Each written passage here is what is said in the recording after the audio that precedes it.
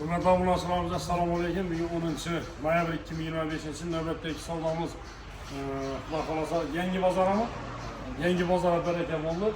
2011 yılda işlep çıkarılan Lasetti avtomobilimiz mekanik karotken metan gazı var. Bakası 81 milyon son oldu. Yengi Bazara verdik. Bak kulaklar. Tabii ki.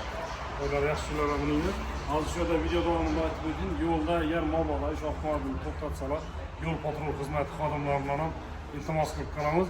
Avtomobilin ağzı alıcılar teşhirmek yapıp batırlar. Provalar hemen esası falan.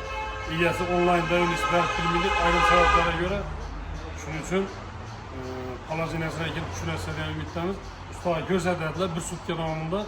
Gözet bu andan keyin makul bolsa, ana notariusa barıp kulakılacak. Avtomobiline kılıp veririz.